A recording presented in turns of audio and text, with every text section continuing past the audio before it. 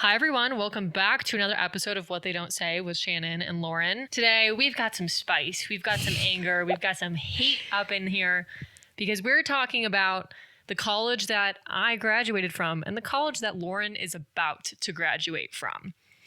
The University of Colorado Boulder. We're calling you out. Go Buffs. Before we dive into this, me and Shannon have new additions to our heads today. Yes, new additions to our heads. That's funny. One might call it an accessory, actually. Yes. Yeah. One might. Yeah. Most people call them hats or caps. Really whatever floats your boat. I find this hilarious. So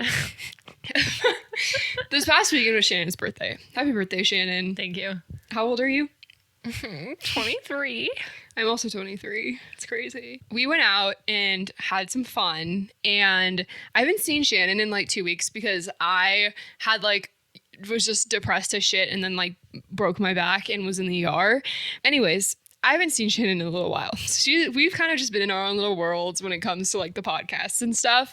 And we go out this past weekend, we're drinking, we're having a good time, we're having fun. And then Shannon pulls me aside and she's like, I need to talk to you about something.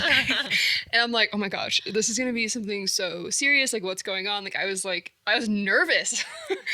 And she's like, I got us hats. And I'm like, you got us hats. And she's also, I would like to clarify that, but I have zero recollection of this conversation. None whatsoever. That's what makes it so funny. I'm just sitting there and I'm like, okay, you made us hats. That cool. What do they look like? What's the vibe? And she's like, yes, for the podcast, I made us hats. They say consent is hot. And I'm very excited about this. And I hope you're excited about this too. I know I did it without you. I really wanted hats. And I'm like, okay, yeah, I'm for this. I'm supportive of this. I love this for you. But the thing is in the moment, I probably was like, she's going to be mad at me. Because I've tried to make sweatshirts in the past and I would send the ideas. I'd be like, Lauren, you're going to hate it. And she'd be like, yeah, honestly, that was fucking terrible. And so when I made the hats, I was like, Lauren probably wants to be included in this, but she doesn't get to be included because I have to order these because I've been thinking about it for months. And in that moment, my drunk ass was probably like, Lauren is going to be so upset. But it's not like you ordered 100 bulk hats. Also, it's not like I used your credit card. Yeah. You know what I mean? Yeah, but I just you were talking about these hats in your plan for the hats. My plan. You had a fucking whole plan for these hats for me. We were talking about this for 20 to 30 minutes. But yeah, so if you're not watching this episode, Lauren and I are currently wearing these two white hats that kind of make us blend in with the wall a little bit. But white hats, white dad caps that say consent is hot. We'll do a little to the camera. And then the hot has a little underline of our red color. And then the back says WTDS with a little line through the D, symbolizing what they don't say, in case you couldn't figure that out. Weren't aware. But if you guys like these hats and you want one, let us know, because maybe, just maybe, Shannon will go out on another whim and put them up for sale for you guys. They are cool hats and they're really nice quality, 100% cotton, and consent is hot. Consent is hot. And let's be real, if you're wearing one of these hats out and you meet a guy or something, or girl, whatever, that she has read your hat. And if she is or he is not into the whole consent thing, then they're gonna walk away and then good riddance. So these hats are a way to filter out the bad people that try to come into your life. Okay, we're excited about these hats. Moving along.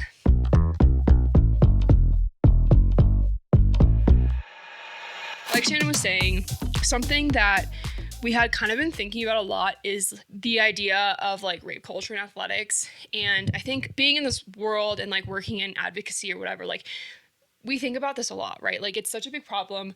Rape culture has been so prominent within universities, specifically in Greek life, but also in athletics. And our tagline is kind of we live in a society where athletic abilities excuse men from experiencing the consequences of raping and harassing women. And that is just a reality that we have seen time and time again at every fucking school, right? This is not just a CU Boulder problem. It's an everywhere problem. It's a university problem. But, it's a universal university problem. Exactly. But CU has been under fire for about the past 24 years. And also, I would like to say it feels especially close to home considering we have both gone to CU like that, Yeah, like it sucks because like I want to be able to be supportive of the university I went to. Like I had a great college career. I had a great time at CU, but I don't want to be supporting a university that frankly supports rapists. And whether that's purposeful or not, I don't want to really be a part of that. Yeah, there's just been some questionable actions that have been taken by the school and the athletic department in specific that are just not really, they're just unexcusable. But we're going to give you the full rundown of the history of CU's assault history, and all the things they've done over the years or covered up or tried to cover up, along with current events that are going on. And we have an additional story too. Yes. So to start us off. This is like really kind of what kicked it off for me, but we had a woman write into us who experienced being raped by a football player. This like really hit close to home. You know who you are. You're fucking awesome. The person that wrote in. We're talking to you. We love you. This happened at Cal Poly in California, which is like where literally like half of our family went to school. Like I almost went to Cal Poly. Like it was like for undergrad, I was deciding between Vanderbilt in Nashville and Cal Poly. Like that was it. Like both my parents went there.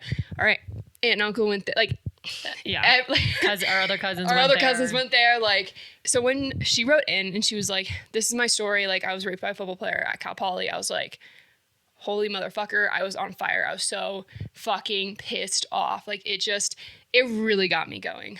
So we are going to share that story, and obviously like this is, you know, like a shortened version. It's not like everything that happened for like the sake of the podcast. This is a perfect example of what's happening across every college campus in America. Is like this one person's story, I think, represents thousands of people's experiences with college athletes. Yeah, that's a really great way to say it. Okay, so here's the story. About 6 months ago, I got together with a guy who I had previously had a brief thing with months before. We were both moving and decided that it would be nice to end on good terms by meeting up before we left our college town and started our adult life. So one night, I went over to his place, presumably to say goodbye. He immediately began kissing me, and when I initially was kissing him back, I realized quickly that he had only asked to touch base as an opportunity to have sex. I began protesting and told him that I didn't want to. However, instead of stopping, he got on top of me and began forcibly having sex with me anyway. He physically held me down with his body weight. He's 6'5" and weighs 290 pounds. When I met him, he was playing Division I college football and continued to rape me. I was begging him to stop and trying to wiggle out from underneath him, but I was stuck. Then he told me that I would need to turn around, and because I was so scared of him at that moment, I did. It was then that he sodomized me, as the whole time I was crying and pleading with him. Instead of stopping, he whispered in my ear, "Nobody's home," and continued what he was doing. After the assault, I found an anonymous social media profile set up by my rapist and his football teammates, where they bragged about the women who they had coerced into sex and made countless jokes about rape and violence against women. I found out that my rapist had previously made a joke about his historical sexual abuse that I went through as an early teenager. He said that because I never brought my first abuser to court, he knew I wouldn't snitch if he raped me in the future. I was shocked to see that this was such a normal thing for them, and I couldn't believe that he had kept such a huge aspect of his personality hidden from me. What was also so shocking was to see that he had a network of fellow college players who felt the same way about women. He went to a prestigious school, Cal Poly San Luis Obispo, and yet these men still held horrendous values and ideas. Okay, so she also sent us a screenshot of one of the tweets that she was talking about, and her rapist posted. Yeah, we'll put it up here. Here is said tweet. Because it's literally so fucked up. Like, this story is fucked up, but then the fact that, like, he goes and tweets this, and then the entire football team is like commenting on it and being a part of the conversation. Yes. Like this is crazy. And if this doesn't just scream rape culture to you, then I don't know what fucking does. Yeah. So the tweet says, "So help me God, if one more girl tells me she was raped and didn't, in all caps, go to the police, I'm going to start raping them since I know they won't snitch." I just, so many things to like fucking respond to this man. Like, who the fuck do you think you are? Like, do you know why women don't go to the police? Can you tell us why? Oh, probably because I might be because I'm a little scared that I'm not going to have a very good experience. Yeah. Or I might not be believed. Or they're going to treat me like dog shit. Or nothing's going to fucking actually happen to my rapist because he's a football player. 98% of the time, nothing ever happens. And he's a goddamn fucking football player. Like, who do you think you are? Like, you want to make a comment like that? Okay, do your fucking research. Figure out why it is that women do not come forward about being raped. We feel shame about it, which we shouldn't, but society makes us feel that way. So fuck you, society. And law enforcement officers do not know how to handle it. They place blame on us. They place blame on survivors. They're not trained properly. Yes. But on top of all of that, if somebody is willing to tweet, let me just read it again for the people that didn't quite catch it. For the people in the back. So help me God, if one more girl tells me she was raped and didn't go to the police, I'm going to start raping them since I know they won't snitch. What sort of balls does somebody need to have? And what sort of confidence do they feel that they won't get in trouble to tweet that publicly? To put something on the internet saying that you are just going to rape more people if you're not going to get caught. Holy shit. That takes that just a blatant thing of like, I'm going to get away with it. And the fact that you feel comfortable and confident enough to put that on the internet is crazy to me. But they did.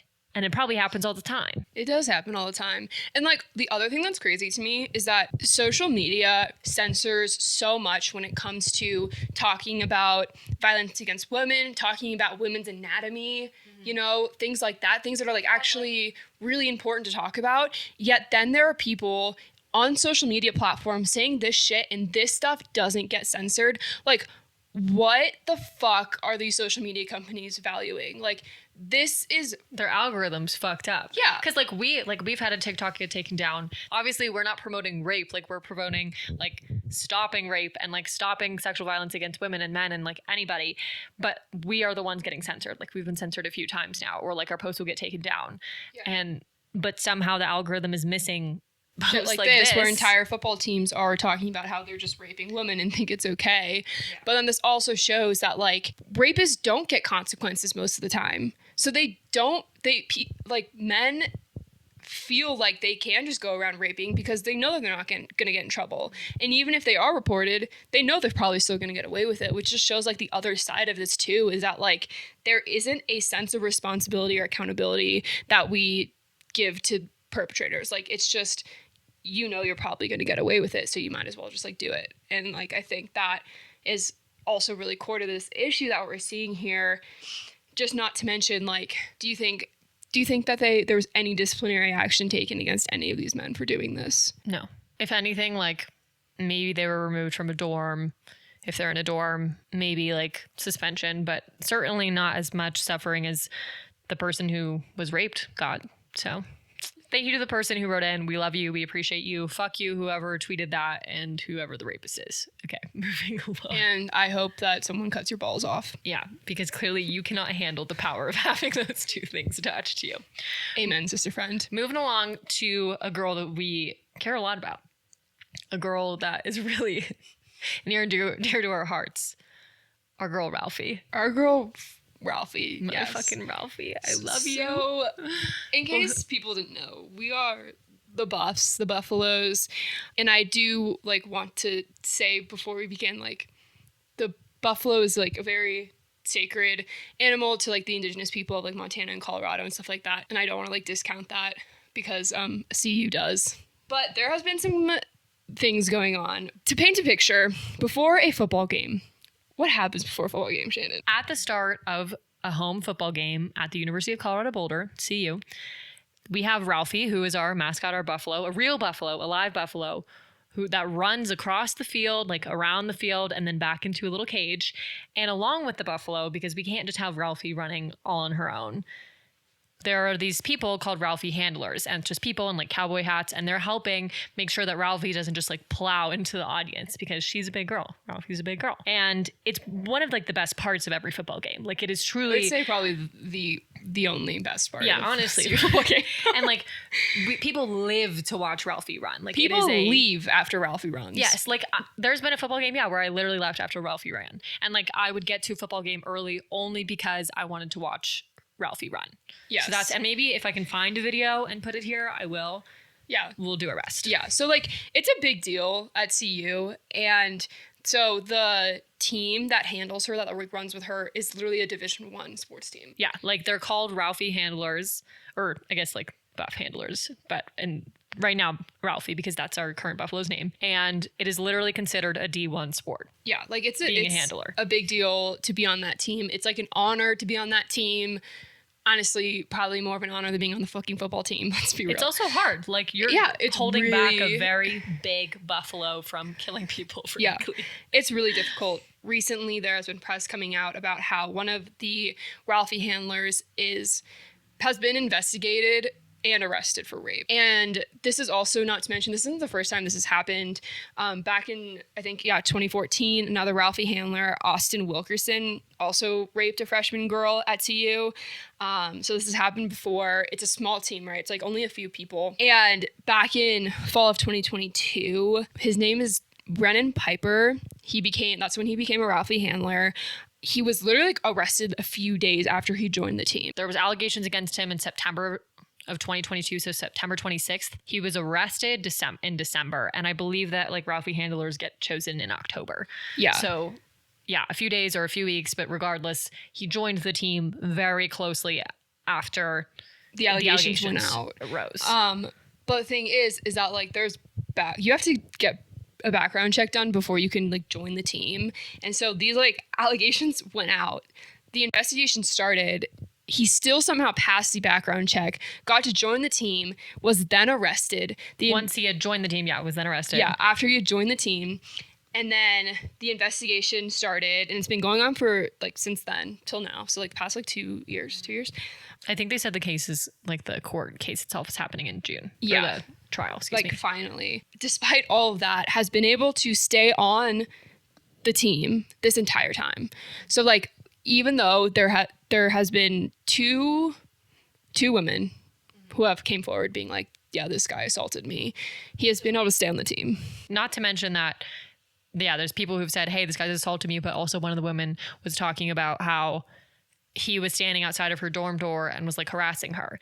And he has been removed from being in the same dorm as the woman who came forward and said she was assaulted, but he's still on the team. And as we just mentioned, it's a huge honor to be a part of the Ralphie handler team. And even though there's this investigation going on, he's still remaining on that team. Yeah. So he's facing 3 different counts of sexual assault, could technically face a maximum of life in prison, but we all know that's not going to fucking happen, because when do they actually ever get a, plausible amount of time in prison? Love that.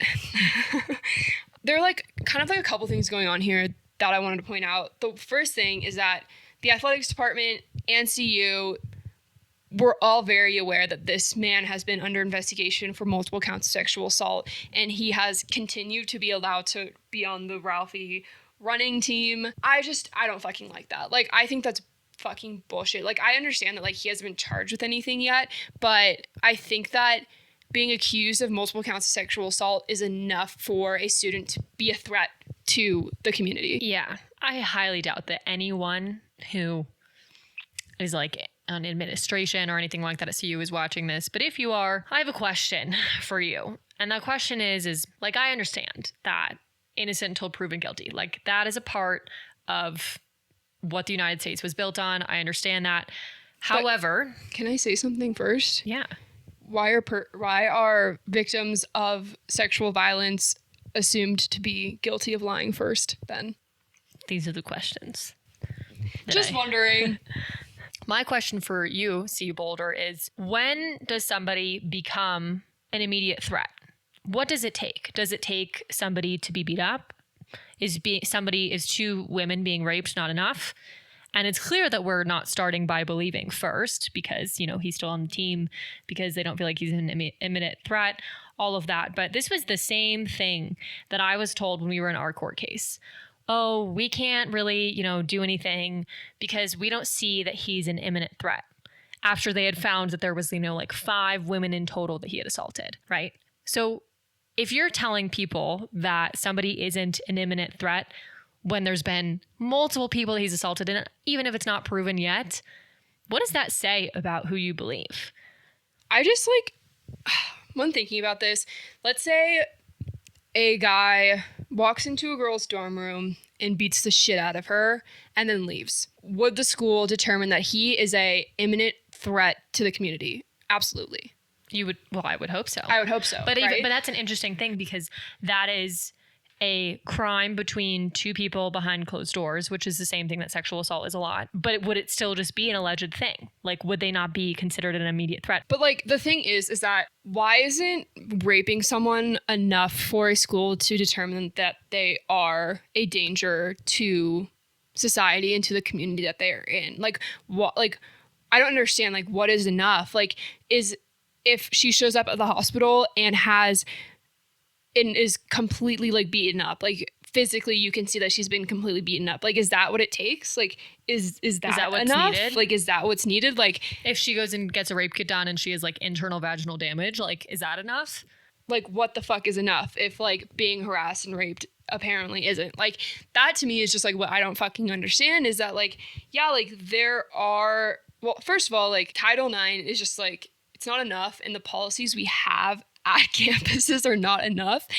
And campus policy and federal law prevent staff and coaches from stopping people who have been accused of sexual misconduct from participating in campus activities like athletics. So they can't do, like, coaches can't be like, I don't want this kid on my team. He literally doesn't have, they can't do that. So what does that mean? That means that the problem doesn't lie within the coaches. The problem lies within administration, right? Yeah. And the university can remove someone accused of sexual misconduct on an emergency basis if, like we were talking about, they pose as immediate threat, but they don't do that. Like, they literally, like, I don't know what goes through people's heads, but I just think that when people think of sexual assault, they just don't think it's an immediate threat. But it is. One of the biggest issues, I mean, I have so many issues with this whole current case that's going on, but one of the things for me is that if he had been arrested a few weeks earlier, like when he was actually trying out for to be a Ralphie handler, and they had done that background check, he probably wouldn't be on the team because they would have found it, right? But because in my opinion, like the investigation started before he joined the team, so they could have gone to him and been like, actually, we see an investigation. But my point is just that, here, walk with me here for a minute. Okay. So he's trying out to be a Ralphie handler. There's an active investigation going on. He becomes a Ralphie handler a few weeks later. He's arrested due to allegations of sexual assault / rape. Okay. If he had been arrested while or before trying out to be a Ralphie handler, he probably never would have been on the team, right? So like regardless of the investigation itself, regardless of that going on, but like if the background check had been done at a different time, or if he'd been arrested at a different time, then he wouldn't be on the team.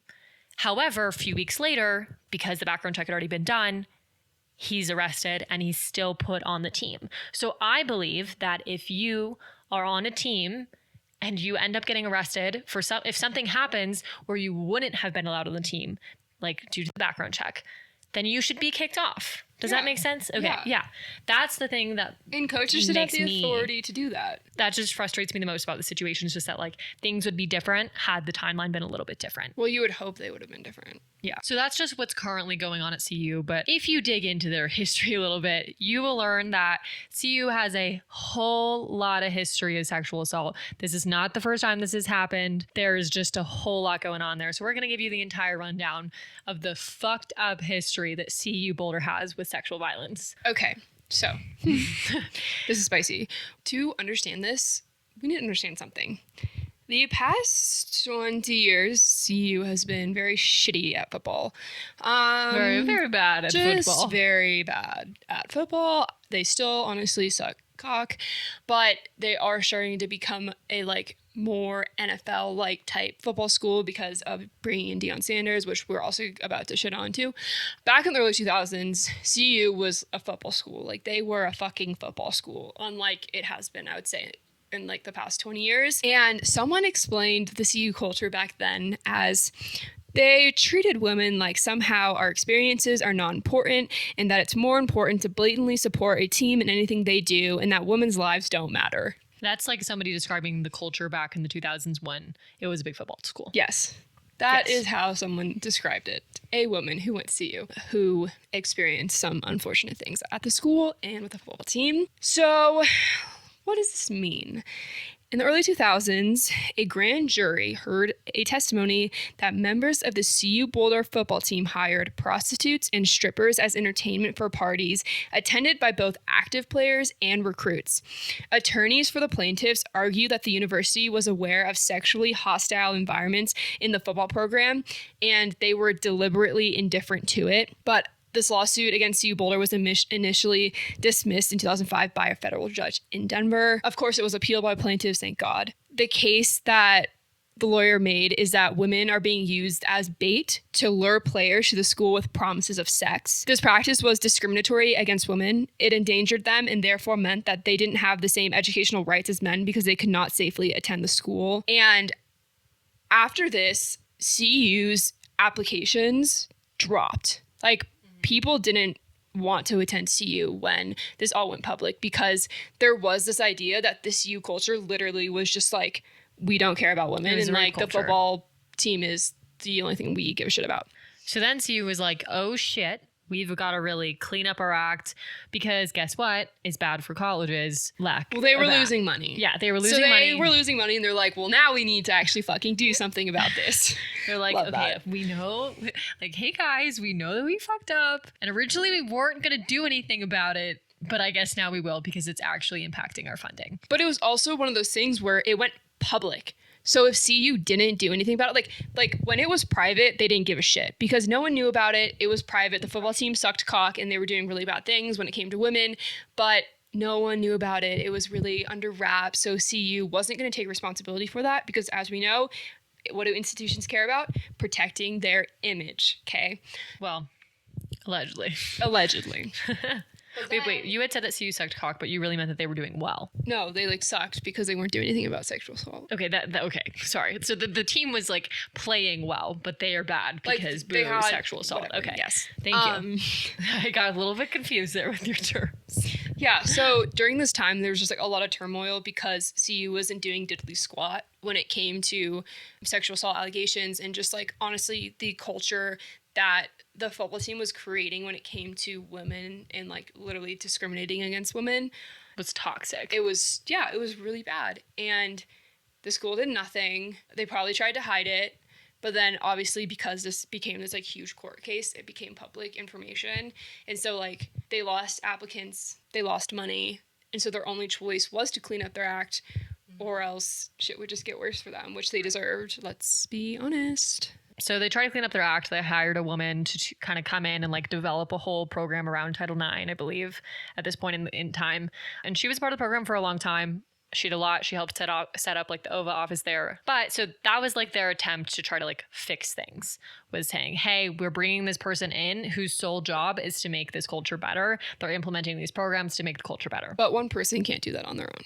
Yes, fire, slay, exactly, precisely. Bringing in one woman to change the entire culture is like not going to change things. Like there's so much rape culture that is so embedded in these institutions that isn't going to change with one person or like with one change of decision making. And they fired some people too. Oh yeah, they fired a lot of people. It wasn't like all the athletic department. I think the entire athletic department was like fired. Yeah. All this information is from actually the CU Independent, which is like school newspaper. Zoe, who was in our previous episode, was a big part of the CU Independent when she was at school. But the full article where we're getting all of our information from will be linked in the bio down below. So like shout out to the CU Independent. You guys absolutely killed this article. You guys are amazing. Keep talking about the things that need to be talked about. Yeah. This is back in the early 2000s. Things did get better for a while, but the concern now is that ever since the bringing in of Deion Sanders to coach the football team, the culture has started to change again and has started to change in the way that it was like back when we were a football school. So like we were a football school, we weren't really a football school, and now we're a football school again. And a lot of women's organizations in the area and also at CU are like, well, now we're starting to see a lot more rape problems, which is very interesting how like being a football school and having that culture like literally directly impacts rape culture on campuses. So one of the very first decisions that Sanders made when he became the football coach at CU was to recruit a player named Anthony Robertson II. Now, simultaneously, once this man, Anthony Robertson II, committed to being at CU on the team, he was also under active investigation for sexual assault. So Deion Sanders is like, hey, listen, my first move, I'm going to hire a rapist. I know, a little crazy. However, he's really good at football, and CU's paying me all this money to be good at football, so I'm also going to hire an assailant. Hire. Oh my God. I'm also going to recruit. I mean, it makes sense. He's basically hired. He's recruited, but he's also hired. But yeah, so an investigation was done on him, and they found that at least 14 women said that they had been assaulted by Robertson during high school and junior college. That's a fucking ton of women. Like take 14 of your friends and put them in a room. That's a lot of fucking friends. I don't even think I have 14 friends personally. Yeah, me neither. But it's like very clear that this man like should be locked away and is a direct threat to society. Honestly, like any other crime that you do 14 times, like you are going to jail. Or like think about you're going to prison. Yeah, like think about if you had crashed your car 14 times, like been in a publicly, written down accident, license taken away. My mom has had like 8 speeding tickets, or honestly more, but like she almost went to jail for the amount of speeding tickets she had. So if she had 14, jail. But assaulting 14 women, you're fine. You're good. Off the hook. Keep on going. We don't want that. And neither did women at CU. So Jenna Baker, shout out to her. She's a CU Boulder student. She started a petition for CU saying, you need to expel Robertson. Like, you need to get him the fuck out of here. And CU responded with like literally complete silence. Even after dozens of victims came forward, CU did not respond. They did literally nothing. Why? Well, he's on the football team. Oh, we couldn't do anything. We can't. What? We can't ruin his life. He's on the football team. He's going to make our football team better. Yeah, fuck you. But this story has a happy ending. Well, a relatively happy ending. In April of 2023, my senior year of college, that lovely woman, Jenna Baker, who, remember she made that petition to have our boy Anthony Robertson II kicked off campus. Well, guess what? Even though CU didn't listen, she was able to get 5,000 students to sign this petition. And in April of 2023, Robertson was kicked off of the football team and barred from campus. However, while all of this is going on, the only thing that people are talking about at CU was the fact that Deion Sanders was the new football coach and how good our football team was going to be. And I'm a true testament to this because, like I said, this was my senior year of college. Like literally April is like right before graduation, like finals are going on, and there was nothing on campus. I heard absolutely nothing about this petition being signed. I heard nothing about the fact that this person was a rapist or an assailant. And that's because the only thing that people cared about was the football team, not the fact that this awful person was being hired and then eventually kicked off the team. Hired. Recruited. You know what I mean, everybody. I don't know football. New drinking game. Every time Shannon says hired, take a shot. Take a shot. It's such fucking bullshit. And like, there's been all this like media hype because of just the bringing in of Sanders. But at the same time, now we're seeing all of these goddamn fucking issues. And to make matters worse, Deion Sanders, like literally in the past 2 months, has made it known that at CU, he can do whatever the fuck he wants to do. Like he could get away with murder and CU would be like, yeah, okay, that's okay. You killed someone, but you are running our football team and we won 3 games last season, so we're just going to keep you on. Okay, so Sanders hires Warren Sapp, like in the past 2 months. And if you don't know who this man is, you don't fucking want to know who this man is. Like, he was in the NFL, and he has had multiple, like, basically any bad thing you can do to a woman he has done, and has been charged on it. Like, these aren't even allegations. Like, he's been charged with, like, domestic violence, assault, everything. Like, assaulting a prostitute, like, everything. And he was like kicked off the NFL Network. Like, this is like, he's not a good guy, and like it's a pattern too. Like, he's done this multiple times, he's been charged multiple times, he's never been jailed, which, yeah, of course. So this is no longer a conversation of just allegations, and that's not to say that allegations don't hold a lot of weight. I do believe that they do. I do believe that they should, but this is, at this point, it's literally, he has been convicted. Like, he has done these crimes. There is no question about whether he's innocent or not. It is, he has done these crimes. He's an active perpetrator. He has committed these crimes, and it is still a decision to hire him. Yeah. Also, Sanders is like, oh, Warren Sapp, like, he's just like such an amazing guy. He literally describes him as a big old teddy bear. That is how Deion Sanders describes this literal fucking rapist of a man. Like, he's like, no, like, he's going to be a great influence on our boys on this football team. I'm like, these are fucking boys. Like, these are like 20-year-old kids who are going to be under the influence of someone who has committed multiple acts of domestic violence against women. So if you're anyone who has been like in a sport, whether that's a team sport or an individual sport, think about how much time you spent with your coach or with your teammates or just with like other people that you were training with. It's a lot of time. So I don't know exactly what Warren Sapp will be doing at CU. However, if he's a part of this team in any way, shape, or form, imagine what sort of message that is sending to these teammates, or excuse me, what sort of message that is sending to the athletes, right? And on top of all of this, Deion Sanders is a very strong, like outwardly proclaiming Christian man. And when he was hired, like I remember like so many members of my family were like super hyped up because it's like, oh, we have this strong Christian, and his whole thing is like not just about being a football coach. He's all about, you know, turning boys into men. And if you go look at his Instagram, you'll see all over it. There is like Jesus everywhere. God bless. Like, you know, like put faith in the Lord for our next game, all this stuff. And I'm all here for that. Like, I'm a Christian, like cheers, all that. But the point is if you are a self-proclaimed Christian and you say that your mission being a football coach at CU is more than just being a coach and it's about turning boys into men, and you hire someone who is a convicted sex offender, what are you teaching these boys, teaching these men? You are teaching them that it is okay to assault women. You are teaching them that it is okay to be a convicted sex offender. Like, what the fuck? Especially because the way he talks about, like, the way Sanders talks about Warren Sapp is like, so like, he's such an amazing guy. Like, he has made mistakes, but whatever, like they're in the past. Like, no, like he has made so many of those mistakes that like at this point, like that is who he is. Like, he's not a good person. And so for Sanders to be like, no, like he's a great person, he's basically excusing Warren Sapp of like all of the crimes that he has committed. Yeah, people make mistakes, people can be forgiven, but I'm a firm believer that if you have committed crimes like this, like sex crimes, you should never be in charge of a group of young men. You should never be in charge of a group of people who have the opportunity to take advantage of women, like period.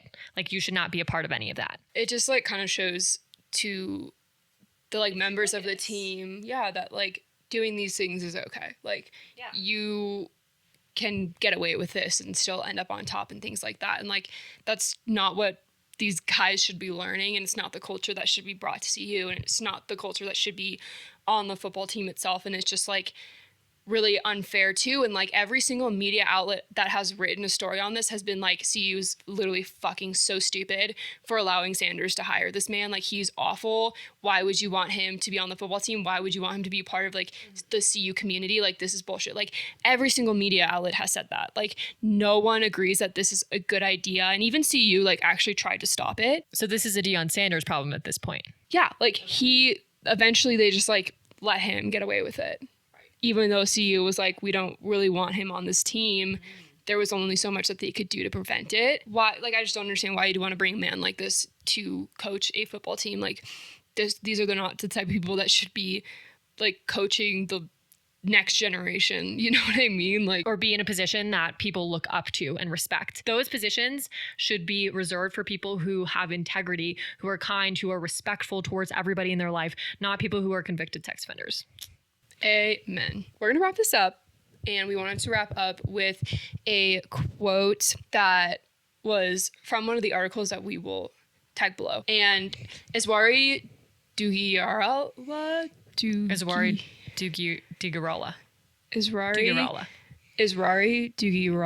Sorry if we're butchering your name. We love you. Who is a co-founder of CU Boulder Student Against Campus Sexual Assault, said that, you know, they believe that the university is really just like willing to turn a blind eye to instances of sexual misconduct as a means of protecting the athletic department's reputation. And, you know, that's what we've been talking about the whole time. Like, that is like really what it comes down to, right? And they go on to say, I think we have to remember that for universities, especially like CU Boulder, athletics is such a huge part of the college culture. So when there's a sexual assault case, it obviously paints the athletic department in a bad light. and the university never wants to be painted in a bad light. For the university, it's easier to protect the perpetrators than to really dig into what's really going on. So we just wanted to leave you guys with that. This is an issue that we see across the nation at every university on like so many different sports teams. And at the end of the day, it's really just the school and the athletic department not taking responsibility for what's really going on, turning a blind eye, and not protecting the students that need to be protected. So as a sort of call to action, CU Boulder, Deion Sanders, the athletic department, anyone who has a hand in this, you need to be better, because this is not what a college filled with pride should look like. This is not what an athletic team should look like. And this is not how you protect your students. And that goes out to like every fucking university out there that is doing a really shitty job at protecting students from all of this bullshit. You know, like, give us a school to be proud of. Like, give us a football team that's not filled with rapists. Like, give us an athletic doesn't department. Support rape culture. Yeah, like, give us a football like coach and like team of coaches that we can say they're fucking awesome. They are building boys into men in a respectful, kind way that like respects women. Like, yeah, that's what I want to be a part of. That's what we're asking for. But, and one more thing is, like, I understand that as an administration, you can't control your students. Like, you aren't the one that's like physically assaulting people, but what you are in control of is what you do about it and how you handle those situations and how you choose to protect your students once you know that allegations have risen. You can't control it happening, but you can control what the steps are after that does happen. Thank you everybody for listening to our rant today. We know this was a little fired up, but you know, honestly, I said in my last episode that I wasn't really feeling that fired up recently, and this really got me going. So, yeah, I didn't sleep thinking about this stuff. It's just fucked. If you like this episode, let us know. Follow us on Spotify and Apple Podcasts. Rate the podcast. This really helps let us know how we're doing, all of that. Now, if you have like questions, comments, want to share your story, want us to do an episode on something, send us an email at whattheydon'tsaythepodcast@gmail.com. Follow us on Instagram, TikTok, at What They Don't Say Official. All that stuff. DM us. And if you want one of these hats, let us know. And contact us on any platform. Yeah, all that stuff will be linked down below. Yes. Okay.